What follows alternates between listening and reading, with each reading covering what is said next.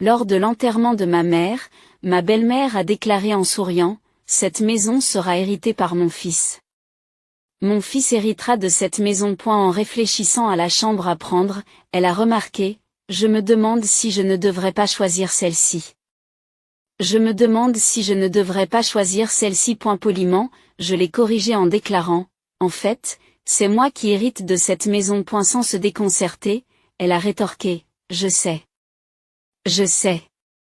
Mais n'est-il pas vrai que les biens d'une femme appartiennent à son mari? Donc, par essence, cette maison appartient à mon fils, n'est-ce pas? Je soupire, doutant de la validité de son affirmation. Elle a ajouté joyeusement, « À partir de maintenant, nous allons nous entendre. » Hésitant, j'ai demandé, « Qu'entendez-vous par s'entendre ?» Elle a déclaré, « Transformer cette chambre en ma chambre. » J'ai demandé si cela signifiait que nous allions vivre ensemble. Avec assurance, elle a répondu, « Exactement. Avec une maison aussi splendide, ce serait un gâchis d'avoir des pièces vides alors que 2 personnes peuvent y vivre, vous ne pensez pas? » Malgré ma perte récente, ma belle-mère semblait ignorer totalement mon chagrin. Pourquoi en parler maintenant? Ne voit-elle pas la tristesse sur mon visage? Ce n'est pas le moment de plaisanter. Cette maison renferme de précieux souvenirs, construits par mon père respecté et chéri par ma défunte mère. Je ne veux pas que ma belle-mère déraisonnable y vive, et mon mari, qui ne l'empêche pas, est tout aussi fautif. Pour éviter que ma précieuse maison ne soit souillée, j'ai décidé de prendre l'initiative avant de déménager. J'ai 42 ans, je suis employé de bureau, j'ai raté le moment du mariage et je suis toujours célibataire à 40 ans. J'avais abandonné l'idée de me marier. Cependant, grâce à la présentation d'une de mes connaissances, j'ai rencontré Michael, qui a 4 ans de moins que moi. Et nous avons pu nous marier. Mon mari est une personne gentille qui donne la priorité à mes opinions. Où devrions-nous aller pour notre lune de miel? Tu as dit que l'Europe serait bien, n'est-ce pas? J'ai demandé. Mais n'as-tu pas dit que tu préférais les Maldives? Allons aux Maldives. A répondu mon mari. Et ma mère veut vivre avec nous. La santé de mon père n'est pas très bonne. Et il semble que ma mère ait du mal à se débrouiller seule, a-t-il expliqué. Je comprends que votre mère traverse une période difficile. Mais n'avions-nous pas convenu de ne pas vivre ensemble avant de nous marier?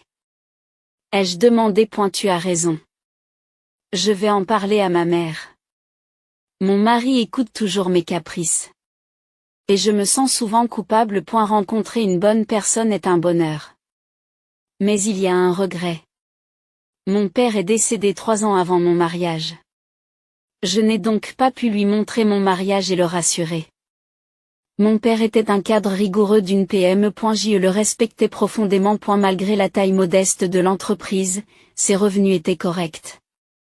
Et notre maison familiale était suffisamment grande pour y organiser des funérailles. Lorsque j'ai commencé à travailler comme employé de bureau, j'ai mieux compris les défis du travail, ce qui n'a fait qu'accroître mon admiration pour mon père. 2 ans après notre mariage, ma mère est décédée à son tour. Même ma mère, mon mari, m'a demandé, « Tu vas bien? Tu ne devrais pas faire une pause dans l'arrière-boutique? » En général, les funérailles sont moins souvent célébrées à la maison. Mais les funérailles de ma mère se sont déroulées à la maison. Pendant les funérailles de ma mère, il a toujours veillé sur moi.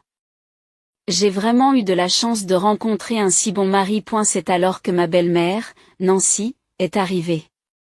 Mes plus sincères condoléances. Je compatis sincèrement avec vous. Lui ai-je répondu. Je vous remercie. Je n'avais pas vécu avec ma belle mère.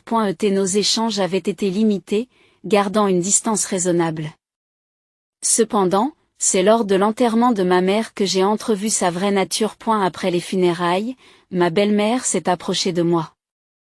Alors qu'il n'était pas rare qu'elle me cherche, son expression était étrangement joyeuse. Nous avons beaucoup apprécié votre aide lors de cet enterrement. Grâce à vous, nous avons pu mener à bien la cérémonie, me dit-elle avec reconnaissance. Puis, brusquement, elle ajouta, les funérailles sont terminées maintenant. Les formalités ne sont-elles pas terminées? J'ai été déconcertée, pensant qu'elle essayait d'abord de prendre en compte mon chagrin. Mais il est vite devenu évident que ce n'était pas le cas. Commentant la splendide maison de mes parents, j'ai répondu, attendez un instant. Sans se laisser décourager, elle s'est aventurée dans les profondeurs de la maison. J'ai protesté, oh, maman, ce n'est pas pratique. Certains endroits sont en désordre. Ne tenant pas compte de mes inquiétudes, elle a déclaré, ne t'occupe pas des détails. Et ne vous préoccupez pas des détails. Le plus important, c'est que mon fils héritera de cette maison. Je me demande si je dois prendre cette chambre. Hésitant, j'ai tenté de clarifier la situation. Maman, en fait, c'est moi. C'est moi qui hérite de cette maison. En souriant, elle m'a répondu, je sais que tes parents n'ont pas eu d'autres enfants, n'est-ce pas? Et les biens d'une femme ne sont-ils pas ceux de son mari, par conséquent, cette maison appartient à mon fils, n'est-ce pas? J'ai soupiré, doutant de la validité de son affirmation. D'un ton enjoué, elle a ajouté, à partir de maintenant, nous allons nous entendre. Mon hésitation l'a incité à déclarer avec assurance, je veux faire de cette pièce ma chambre. Inquiet, j'ai demandé, cela signifie-t-il que nous allons vivre ensemble? Sans hésiter, elle a répondu. Exactement. J'ai décidé d'avoir une maison aussi splendide. Ce serait un gâchis d'avoir des chambres vides alors que 2 personnes peuvent vivre ici. Ah, enfin, je n'aurai plus à m'occuper seule de mon mari. Malheureusement, ma mère était décédée depuis peu, et pourtant ma belle-mère tenait de tels propos. J'y suis devenue de plus en plus furieuse, me demandant pourquoi elle plaisantait dans un moment pareil. Alors que ma conversation avec ma belle-mère semblait attirer l'attention de mon mari, il est intervenu. Maman, qu'est-ce que tu dis? Ce n'est pas le bon moment pour de telles discussions, a-t-il réprimandé. Sans se décourager, ma belle-mère a répliqué. Pourquoi faire tant d'histoires? Mon mari a insisté avec fermeté, partez. Il l'a raccompagnée hors de la maison en s'excusant. Désolée, ma mère peut être déraisonnable. Reconnaissante envers mon mari, sur lequel on peut compter, j'ai répondu, c'est bon. Ce n'est pas grave. Merci à toi de t'en occuper. Pourtant, dans les jours qui ont suivi, je me suis rendu compte que le point de vue de mon mari sur la réprimande de ma belle-mère était subtilement différent du mien. 10 jours après l'enterrement de ma mère, alors que les choses se tassaient un peu, nous avons décidé de discuter du sort de la maison familiale. De manière inattendue, mon mari a fait une proposition. Cet appartement est exigu. Ne devrions-nous pas retourner vivre chez mes parents, suggérai-je, d'accord, ajouta-t-il. Oui, tu as raison. Avec plus d'affaires et la possibilité d'avoir des enfants, c'est mieux que de se serrer dans ce petit appartement. Puis, hésitant, il conclut, bon alors, il faut commencer à préparer le déménagement. J'avais un sujet urgent à aborder à propos du déménagement. De quoi s'agit-il? Demandai-je. Il a hésité avant de me le dire. Vu la maison spacieuse et toutes les pièces vides, j'ai pensé que mes parents pourraient peut-être emménager avec nous. Stupéfaite, je l'interroge. Tu suggères que nous vivions ensemble? Récemment, j'ai remarqué un changement chez mon mari. Même s'il réfléchissait, il donnait la priorité à mes opinions. Je me demande maintenant s'il n'est pas simplement un béni oui-oui, voire une mauviette. Sa conformité aux demandes de ma belle-mère et sa proposition de cohabitation me font douter de sa véritable position. Malgré mes objections répétées à la cohabitation, il persiste, semblant lui donner la priorité sur moi. Ne l'ai-je pas dit à plusieurs reprises? Je lui rappelle que nous ne vivrons pas ensemble. Il répond, mais maman continue d'insister. Je réplique. Pendant l'enterrement, tu l'as grondé, n'est-ce pas? Tu as pris ma défense et tu t'es opposé à la cohabitation. Et elle admet que, oui, j'ai été contrariée par son irruption dans la maison. Mais cela ne veut pas dire que je suis totalement opposée à la cohabitation. J'ai juste pensé qu'une décision aussi importante ne devait pas être prise à la légère dans ce contexte. C'est une décision décisive. Bien qu'il acquiesce à ma position, il semble plus enclin à se tourner vers ma belle mère. il évite de prendre des décisions définitives, gardant une certaine distance, croyant peut-être inconsciemment qu'il reste neutre. Les personnes comme lui peuvent être rusées, se convaincre de leur neutralité et de leur capacité à prendre des décisions. C'est frustrant. Je m'oppose à vivre avec quelqu'un qui a fait irruption dans la maison de mes parents le jour de l'enterrement et qui m'a proposé de vivre dans une pièce particulière. Je ne changerai pas de position. J'insiste pour que tu transmettes cela à ta mère, s'il te plaît. Il répond, pourquoi, vous avez l'air vraiment ennuyé par cela. D'accord, je lui en ferai part. Alors que je m'étais préparé mentalement à la possibilité de vivre avec mes beaux-parents lorsque nous nous sommes mariés. Le comportement de ma belle-mère lors des funérailles de ma mère a changé ma perspective. Vivre ensemble dans la maison que mon père a construite est désormais impensable, surtout si l'on considère le manque d'assurance de mon mari. Lorsqu'il m'a fait part de mon opposition à la cohabitation, ma belle-mère a directement protesté en m'appelant. Pourquoi t'opposes-tu à la cohabitation alors qu'il y a une maison si spacieuse? Tu es la femme de Michael maintenant, et son père et moi sommes tes parents, n'est-ce pas? Pourquoi une telle opposition à la cohabitation? J'ai réitéré mon refus de cohabitation, en expliquant les problèmes de mobilité de mon mari et les difficultés que je rencontre seule. Elle m'a accusé de les abandonner, ce qui m'a incité à lui rappeler les raisons invoquées par mon mari. Bien que je sois désolée pour la santé de mon beau-père, je ne peux pas ignorer la possibilité que tout ce qui est lié à lui soit reporté sur moi si nous devions vivre ensemble. Et si nous envisageons une cohabitation? Une amélioration significative de l'état d'esprit de mon mari et de ma belle-mère est une condition non négociable. Quelques jours après que ma belle-mère m'ait qualifiée de sang cœur, mon mari m'a surprise en réaménageant le salon, en déplaçant des meubles pour créer de l'espace. Sous le coup de l'émotion, j'ai demandé, « Qu'est-ce que tu fais ?» C'est pour ranger les cartons de déménagement, il m'a répondu, « Non. J'ai l'intention de faire de la place pour 2 lits ici. » La mention de 2 lits me remplit d'effroi et de prudence.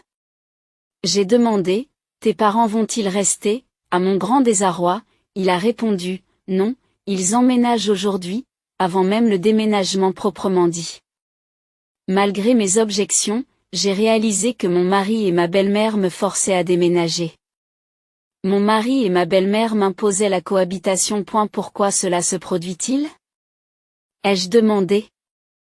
Ressentant une frustration croissante. Elle m'a expliqué que leur bail expirait et que nous avions décidé qu'ils emménageraient ici sans le renouveler. On sera à l'étroit à 4, mais on va bientôt déménager, n'est-ce pas? Il faut faire avec pour un petit moment. Désemparé, j'ai répété que ce n'était pas ce que je voulais dire. Pourquoi la cohabitation est-elle encore à l'ordre du jour? Je l'ai déjà dit.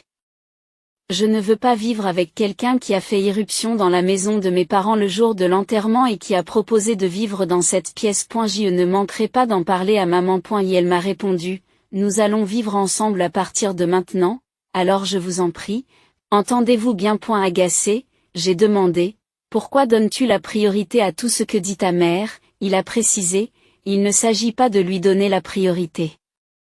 J'ai écouté vos 2 opinions et j'ai pris une décision. Cependant, mon mari, souvent favorable à ma belle-mère, semblait s'être laissé séduire par sa stratégie de cohabitation. Sans le savoir, il s'est laissé influencer par elle et a cru qu'il avait un jugement indépendant. J'avais l'habitude de le voir comme quelqu'un de gentil, mais lorsqu'il a été associé à ma belle-mère, il est devenu pénible, me forçant à cohabiter avec ma belle famille. Alors que nous accueillions mes beaux-parents dans notre appartement exigu, ma belle-mère a commencé à se plaindre des conditions de vie. M'excusant de l'arrivée de 2 personnes âgées pour la 7e fois, je leur ai assuré que nous allions tenir jusqu'au déménagement. Cependant, mon beau-père, Tony, semblait poli, et il semblait qu'il ne poserait pas de problème. Mais des signes subtils indiquaient qu'il suivait l'exemple de ma belle-mère, devenant un autre béni oui. Quelques jours plus tard, ma belle-mère a demandé à faire une course pour acheter un patch médicamenteux. Frustrée, je me suis demandé pourquoi elle prenait des décisions sans se soucier de la qualité de ses soins. Je me suis demandé pourquoi elle prenait des décisions sans m'impliquer dans la conversation. Même si ce n'était qu'un incident mineur, il soulevait des inquiétudes quant à d'éventuelles impositions futures. Vivre ensemble ne semblait pas viable. Alors que mes beaux-parents se préparaient à déménager chez mes parents, j'ai décidé de prendre des mesures préventives. Alors que ma belle-mère se montrait enthousiaste à l'idée d'emménager dans une maison spacieuse, j'ai entamé des préparatifs en coulisses, déterminé à protéger la maison de mes parents. Après une dizaine de jours sans histoire, j'ai fait part de ma décision de renoncer à mon héritage. En remettant l'approbation officielle du tribunal, j'ai expliqué que cette maison avait une immense valeur sentimentale. Je ne pouvais pas supporter l'idée que tu y habites, j'ai donc décidé de la laisser partir, en la conservant comme un beau souvenir dans mon cœur. Ma belle-mère a grondé. Quelle folie t'as pris? Même si tu la laissais partir, tu aurais pu la vendre pour de l'argent. Pourquoi abandonner la maison? J'ai expliqué calmement que même si je la vendais, tu ne compterais que sur cet argent. Ensuite, j'ai pensé que ce serait plus clair si je n'avais tout simplement rien. Elle m'a rétorqué que nous avions quitté notre ancienne maison pour déménager, tu sais. Qu'est-ce que tu fais? Comment vas-tu te rattraper? J'ai fermement défendu ma position. Je me suis toujours opposée à la cohabitation. Pourtant, sans véritable discussion, tu me l'as imposé. J'ai donc adopté une position ferme. Mon mari et ma belle-mère ont semblé stupéfaits d'apprendre que je renonçais à l'héritage. Leur visage s'est vidé de sa couleur et ils sont restés sans voix. Ils ont perdu leur force. Mon beau-père avait l'air déconcerté en les observant tous les deux. Mais je n'allais pas me laisser abattre. Michael. Je continue. J'ai pensé à divorcer. Qu'en penses-tu, mon mari balbutie. Ah. Le divorce. Ma belle-mère intervient à son tour. Michael, tu devrais divorcer immédiatement de cette femme ridicule. Je m'attendais à ce qu'elle demande immédiatement le divorce, car je voulais savoir si mon mari était capable de prendre une décision indépendante à ce moment critique. Maman, a marmonné mon mari. Sa réponse n'était pas encore connue, mais ma détermination à procéder au divorce s'était renforcée. Très bien. Le divorce est la seule option, a déclaré ma belle-mère. Mon beau-père s'est interposé. Michael, il n'y a rien à faire. Ta mère insiste. Soupirant, mon mari a dit, eh bien, tu as l'air de vouloir divorcer. Eh bien, vous semblez vouloir divorcer vous aussi. Et c'est peut-être mieux ainsi. Même dans les décisions importantes, mon mari et mon beau-père sont restés des bénis oui pour ma belle-mère. Et maintenant, les paroles de mon mari donnaient l'impression qu'il avait changé d'avis pour mon bien. Très bien, ai-je déclaré. Procédons au divorce. Je partirai avec un minimum d'affaires. J'ai passé la nuit dans un hôtel bon marché. Des affaires urgentes m'attendaient le lendemain. J'ai donc pris une demi-journée de congé et je suis retourné au tribunal. Quelques jours plus tard, ma belle-mère m'a appelé, exigeant des réponses. Qu'est-ce qui se passe? Il semble que cette maison soit en train de devenir la vôtre. Pourquoi ces 7 coups de colère? Ah, tu l'as appris par la procédure de partage de la succession. Oui, cette maison m'appartient. Vous avez falsifié des documents et vous nous avez trompés, répondis-je calmement. Pourquoi aurais-je falsifié des documents destinés à être présentés au tribunal? Ils sont authentiques. Alors pourquoi la maison devient-elle la vôtre alors que vous deviez renoncer à l'héritage? J'ai expliqué. Eh bien, juste après cela, j'ai rapidement retiré la demande. Renoncer à un héritage est difficile une fois qu'il est accepté. Cependant, il faut environ un mois pour que la demande de renonciation soit acceptée et elle peut être retirée à tout moment. Les documents que j'ai montrés à mes beaux-parents ne concernaient pas l'acceptation.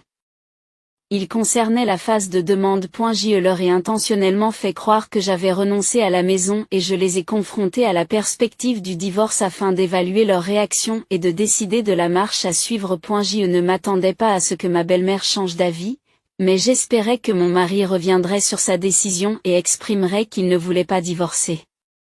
S'il disait qu'il ne voulait pas divorcer, j'avais l'intention d'y repenser et d'expliquer plus tard ce qu'il en était de la maison. Cependant, la maison devient vraiment la vôtre puisqu'elle a été acquise avant le divorce. Elle est soumise au partage des biens, n'est-ce pas?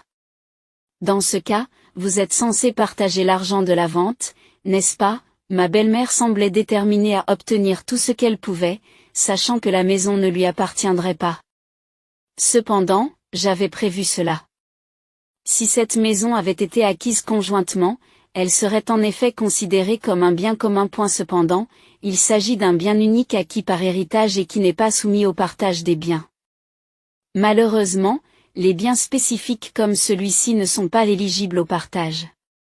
Elle persiste. Qu'en est-il de l'argent qui reviendrait à Michael par le biais du partage des biens? J'ai répondu calmement. Nous ne sommes mariés que depuis quelques années, il n'y a donc pas grand-chose de substantiel. Peut-être juste la voiture, bien qu'il y ait encore un prêt en cours dessus. M'accusant d'égoïsme, elle m'a traité de sans-cœur et a déclaré: je protège cette maison parce qu'elle contient de précieux souvenirs de mes parents. Je ne veux pas que des gens comme vous y vivent. Si vous avez d'autres plaintes à formuler, veuillez passer par un avocat. Après l'appel de ma belle-mère, la procédure de divorce s'est déroulée sans heurts. On peut supposer qu'elle a incité mon mari à accélérer le divorce. Quoi qu'il en soit, le divorce a été prononcé et j'ai été libérée du fardeau des relations avec ma belle famille. J'ai ressenti un sentiment de soulagement, comme si j'avais réussi à protéger la maison de mon père. Après mon déménagement, mes anciens beaux-parents ont passé du temps dans l'appartement où mon ex-mari et moi vivions. Malgré la présence d'une personne en moins, ils se sont sentis à l'étroit dans ce petit espace. Mon ancienne belle-mère a exploré de nouvelles options de logement, mais leur âge a posé des problèmes pour passer les tests de sélection des demandes de location. Mon ex-mari a donc décidé de louer une maison individuelle plus petite pour eux. Bien qu'elle soit plus petite, comme il s'agit d'une maison, le loyer est probablement plus élevé que celui d'un appartement. Il a également assumé la responsabilité de subvenir aux besoins de ses parents. Mon ex-mari est confronté à une vie difficile. D'abord enthousiaste à l'idée d'emménager dans la grande maison laissée par mon père, mon ex-belle-mère se contente maintenant d'une maison beaucoup plus petite, ce qui risque de la décevoir. Quant à moi, j'ai entamé un nouveau chapitre dans la maison que mes parents m'ont laissée. Elle dégage de la chaleur comme si mes parents étaient toujours présents. Et si vous avez aimé cette histoire, pensez à vous abonner à la chaîne.